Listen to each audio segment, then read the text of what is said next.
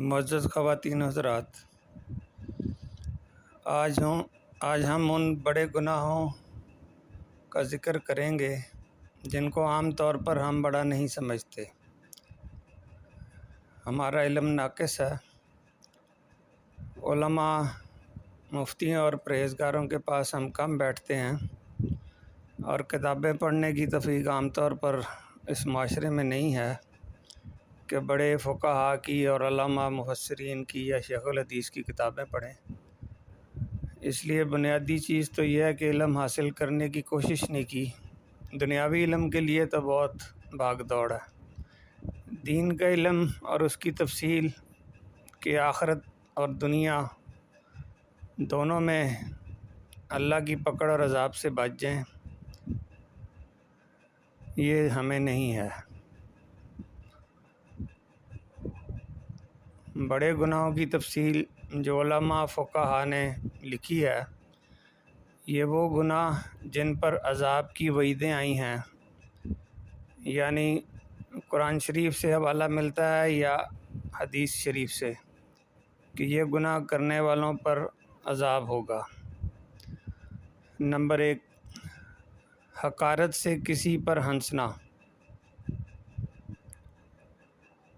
یعنی اپنے سے کمتر جان کر، وہ دینداری میں ہو یا دنیا داری میں، ذات برادری ہو یا مال دولت کی زیادتی اور کمی یا کوئی اور وجہ، اقتدار ہو یا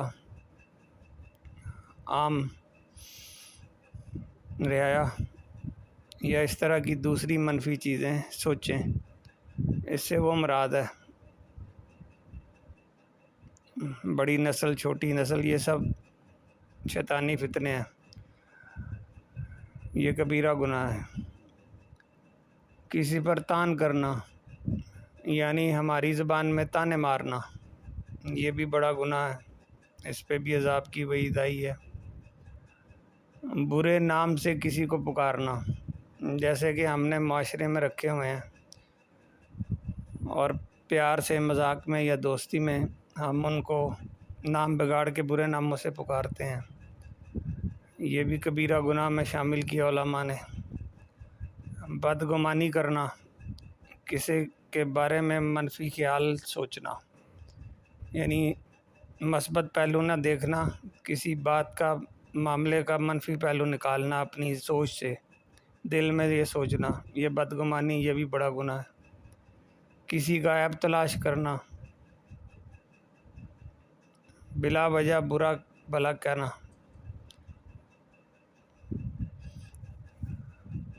چغلی کھانا، یعنی اس کو ہم اپنے معاشرے میں چغل خور کہتے ہیں، جو ادھر کی بات ادھر پھیلا دے اور معاشرے میں ناراضگی، خفگی اور ایک دوسرے کے خلاف جذبات بھڑکانے کی باتیں پھیلائے یا بدنام کرے، کچھ بھی ہو سکتا ہے، منفی پہلو کوئی پھیلانا، یہ چغلی کھانا۔ دو رویا ہونا، یہ دو رویا کا مطلب ہے کہ ادھر گئے تھے تو اس کے منہ پر ویسے ہی بن گئے، اور جب دوسری طرف دوسری پارٹی یا برادری کے یا محلے میں یا دوستوں میں یا گروہ میں گئے تو ادھر ان کے مطلب کی باتیں کر کے ان کے خلاف باتیں شروع کر دیں۔ اس کا منافقت بھی کہتے ہیں، اور دو منہ والا بھی۔ یہ بڑا گناہ بتایا علماء اور فقہاء نے۔ آگے آتا ہے تہمت لگانا۔ تہمت کہتے ہیں کسی میں وہ گناہ نہ پایا جاتا ہو یا کمزوری، کوتاہی، نافرمانی، اور اس پہ وہ جھوٹا الزام لگا دیا جائے، اس کو تہمت کہتے ہیں شریعت کی زبان میں۔ یہ بہت بڑا گناہ ہے، اور اگر آج کل کی زبان میں جو معاشرے میں عام طور پر پھیلا ہے، لڑکیوں کو، عورتوں کو معاشرے میں بازار والی جیسی زبان بول کر ان کو بازار والی یا کوٹھے والی بنا دیا جاتا ہے، میں وہ لفظ نہیں دہرا رہا، جو وہ لفظ بولتے ہیں وہ تہمت ہے پاک دامن پہ، غصے کی حالت میں بھی تہمت لگی تو گناہ کبیرہ تو ہو گیا، اور کسی کو زانیہ بنا دیا یا کنجری بنا دیا یا ناچنے والی یا کوٹھے والی یا طوائف سے ملا دیا تو اس کی سزا تو کوڑے ہیں۔ قرآن شریف میں لکھا ہے کہ کسی پاک دامن عورت پہ جھوٹا الزام لگا دو اور وہ ثابت نہ ہو تو اس کو کوڑے مارو۔ اس کے آگے ہے دھوکہ دینا۔ اس کا ہمیں بہت اچھی طرح معلوم ہے کہ یہ ہمارے ہر دوسرے چوتھے دن کا کام ہے، ہم دیکھتے سنتے رہتے ہیں دھوکہ کس طرح دے رہے ہیں۔ یہ کبیرہ گناہ ہے۔ آر دلانا، آر دلانے سے آپ سادہ لفظوں میں یہ مراد لے لیں کہ جس نے توبہ کر لی ہو اس کو سابقہ گناہ گنوا گنوا کر اس کو تانے مارنے۔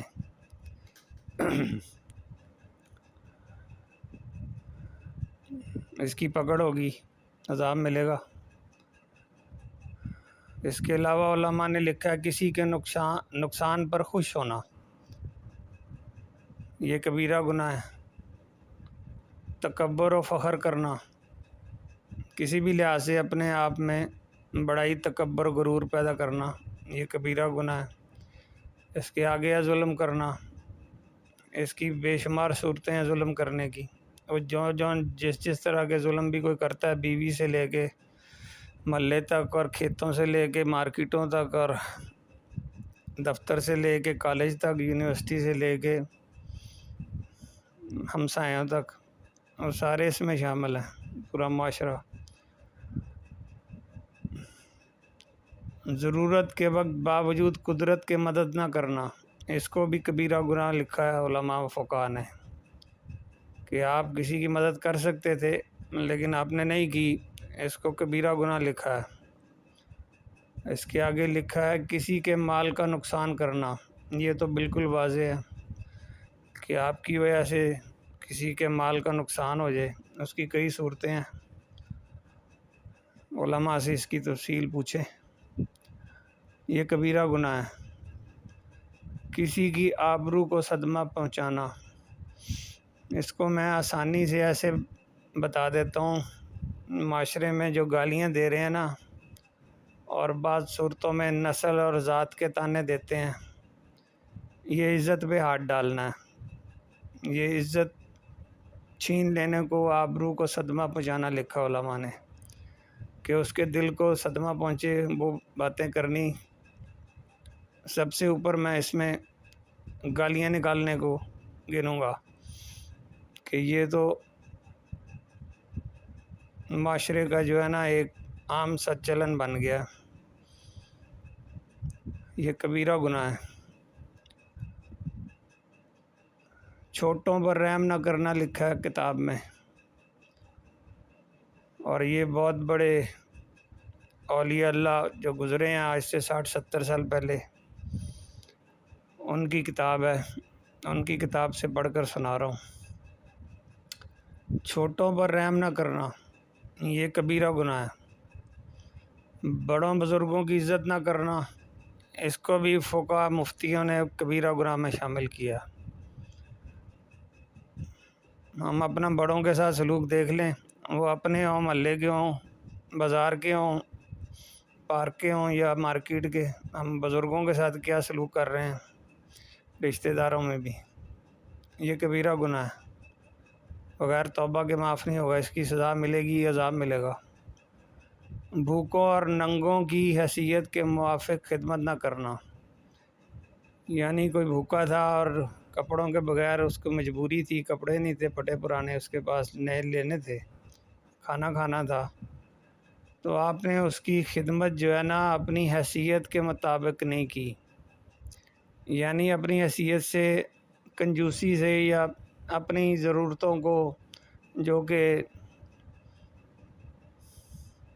اصل میں ضرورتیں نہیں ہوتی ہیں، عیاشی ہوتی ہے عام طور پر، ان کو ترجیح دے کے آپ نے بھوکے اور ننگے کی جو ہے نا وہ مدد نہیں کی، کر سکتے تھے۔ اس کو بھی کبیرہ گناہ لکھا ہے مفتیوں نے۔ کسی دنیاوی رنج سے بولنا چھوڑ دینا، یہ تو ہر چوتھے پانچویں کی کہانی ہے، الا ماشاء اللہ۔ اس کی بہت ساری تفصیل ہے، لیکن دنیاوی معاملات میں بولنا چالنا جو ہے یہ پورے معاشرے میں نظر آ رہا ہے۔ یہ چھوڑ دیتے ہیں بولنا چالنا، یہ کبیرہ گناہ ہے۔ کسی جاندار کی تصویر بنانا، اس کو فقہا نے، مفتیوں نے کبیرہ گناہ لکھا ہے۔ کسی کی زمین پر اپنی حق کا، ملکیت کا، موروثیت کا دعویٰ کر دینا، یہ کبیرہ گناہ ہے۔ ہٹے کٹے کو بھیک مانگنا، بڑے بڑے کڑیل جوان اور آدمی جو ہیں وہ بھیک مانگتے نظر آتے ہیں، یہ کبیرہ گناہ ہے۔ داڑھی منڈوانا یا کٹانا، منڈوانا کہتے ہیں بلیڈ سے صاف کرنا اس طرح سے، اور کٹانا کہتے ہیں کینچی سے تراشنا، یہ کبیرہ گناہ ہے۔ کافروں کا یا فاسقوں کا سا لباس پہننا، اس کو تو بڑے بڑے نمازی اور داڑیاں اور پرہیزگار اور حاجی نمازی جو ہے نا، حافظ قرآن، اس پہ تو وہ بھی نہیں چلتے الا ماشاء اللہ۔ یہ کافروں کا یا فاسقوں کا لباس پہننا، اس کے بارے میں تو باقاعدہ حدیث ہے بڑی واضح۔ یہ اسی وجہ سے حدیث اور قرآن سے حوالے لے کے مفتیوں نے لکھا کبیرہ گناہ۔ حدیث یہ ہے کہ جس نے مشرکوں کا یا کافروں کا لباس یا تہذیب پہنی اور ان جیسے بن گئے، ان جیسا نظر آئے، ان کی سی تہذیب کی عادتیں اپنا لیں، وہ کبیرہ گناہ ہے۔ اور نبی صلی اللہ علیہ وسلم نے کہا کہ وہ ہم میں سے ہی نہیں ہے، یعنی جو دوسروں کا، کافروں کا لباس پہنے، حضور صلی اللہ علیہ وسلم کو کہہ رہے ہیں وہ میرے سے ہے ہی نہیں، یعنی میری امت سے میں اس کو اپنی امت میں عاشق رسول میں تو نہیں مانتا۔ یہ مفہوم ہے ان ساری باتوں کا جو میں نے بیان کی ہے۔ عورتوں کا مردانہ وضع بنانا، یعنی عورتوں کا مردوں کی طرح کا نظر آنے والا لباس، جیسے آج کل جین پینٹ کوٹ پہن رہی ہیں، جرسیاں، چھوٹے لباس اور بال کٹا رہی ہیں کندھوں تک، اب تو لڑکوں نے بھی کندھوں تک لٹکا لی ہیں، ان کے اوپر بھی یہی قانون نافذ ہوگا۔ جو مرد عورتوں کی وضع قطع بنائیں، مردوں کے لیے بھی یہی لگے گا، یہ بھی کبیرہ گناہ ہے۔